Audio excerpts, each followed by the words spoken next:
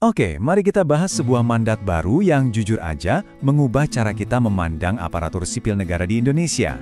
Ini bukan lagi soal jadi pegawai biasa, tapi lebih dari itu, mereka adalah arsitek citra negara. Dalam paparan kali ini, kita akan bedah tuntas visi keunggulan baru untuk ASN. Dengerin deh kutipan ini. Ini tuh bukan kata-kata motivasi biasa loh. Ini beneran sebuah pergeseran besar. Bayangin, tanggung jawab buat membangun citra sebuah kementerian atau lembaga sekarang tuh nggak cuma ada di tim humas. Nggak lagi. Sekarang, beban itu ada di pundak setiap individu di dalamnya. Dari staf sampai pimpinan, semua punya andil.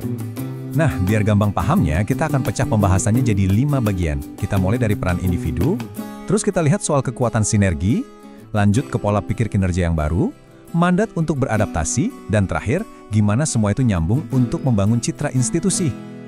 Oke, mari kita mulai dari fondasinya dulu. Coba bayangin deh, institusi pemerintah yang kelihatannya raksasa itu sebenarnya dibangun dari apa sih? Ya dari balok-balok kecil, yaitu tindakan dan integritas setiap orang di dalamnya. Satu orang aja dengan satu tindakannya, itu bisa jadi penentu, bisa menguatkan atau malah meruntuhkan semua kepercayaan yang ada. Jadi penting banget buat kita ngerti, ini tuh bukan cuma soal polesan citra atau public relations biar kelihatan bagus aja. Bukan. Ini jauh lebih dalam. Ini soal legitimasi.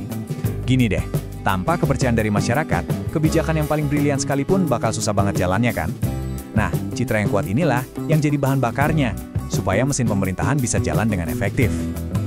Oke, kita lanjut ke bagian kedua. Sekarang pertanyaannya, gimana caranya individu-individu ini bisa bekerja sama dengan baik? Nah, visi baru ini benar-benar mendefinisikan ulang apa itu artinya kolaborasi di lingkungan pemerintahan. Intinya ya, ini bukan lagi sekedar yang penting kerja bareng. Bukan itu. Tujuannya itu menciptakan sinergi. Maksudnya, setiap orang paham betul perannya apa, saling dukung, saling nguatin, dan semuanya gerak ke arah yang sama. Jadi kolaborasi di sini tuh jadi alat buat mempercepat kinerja, bukan sekedar formalitas rapat aja. Dan salah satu kunci buat mewujudkan ini tuh ada di yang namanya jabatan fungsional. Apaan tuh? Sederhananya, ini adalah cara buat mereformasi jalur karir ASN. Tujuannya biar lebih fleksibel dan benar-benar berdasarkan keahlian. Jadi seorang profesional itu bisa terus tumbuh dan kasih kontribusi maksimal, gak lagi kejebak sama struktur birokrasi yang kaku. Selanjutnya, kita masuk ke sesuatu yang mungkin paling menantang, yaitu mengubah pola pikir. Kita harus mendefinisikan ulang apa itu sukses. Dan yang mungkin lebih penting lagi, apa sebetulnya arti sebuah kegagalan dalam konteks ini? Nah, coba lihat alurnya. Pertama, berani pasang target yang tinggi, yang ambisius. Kedua, dan ini kuncinya, jangan pernah takut gagal. Justru kegagalan itu harus dilihat sebagai proses belajar. Ketiga, harus ada apresiasi dari pimpinan. Nah, siklus ini kalau jalan terus, bakal menciptakan budaya kerja yang mendorong inovasi dan keberanian. Dan kutipan ini benar-benar merangkum semuanya. Inilah inti perubahannya. Fokusnya itu geser loh, dari yang tadinya cuma nanya targetnya kecapai enggak, sekarang jadi kita belajar apa dari proses ini. Kalau begini kan, para pegawai jadi lebih berani buat nyoba hal-hal baru. Kenapa? Karena usaha dan proses belajarnya itu dihargai setinggi hasil akhirnya. Oke, pola pikir sudah. Tantangan berikutnya apa? Kecepatan. Di dunia yang sekarang ini larinya kencang banget. Birokrasi itu nggak bisa lagi santai-santai. Diam di tempat atau stagnan itu sama aja artinya dengan kemunduran.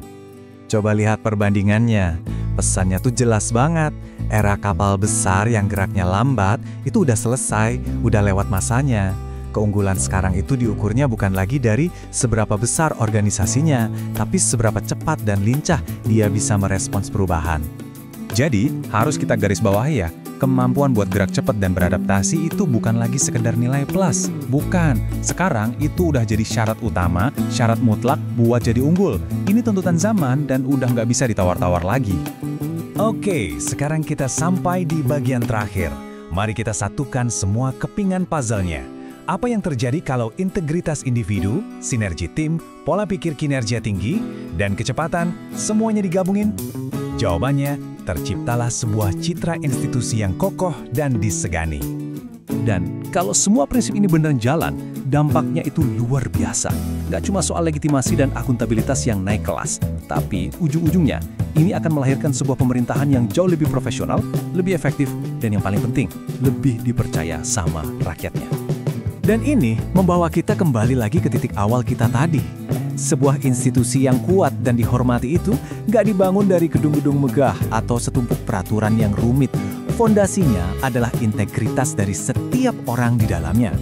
Yap, semuanya kembali ke individu. Jadi, pertanyaan terakhirnya bukan lagi pemerintah mau ngapain. Pertanyaannya jadi lebih personal. Apa yang akan Anda bangun? Karena sebagai bagian dari sistem, citra institusi itu dimulai dari Anda, dari kita semua. Warisan apa yang mau kita tinggalkan ada di tangan kita masing-masing.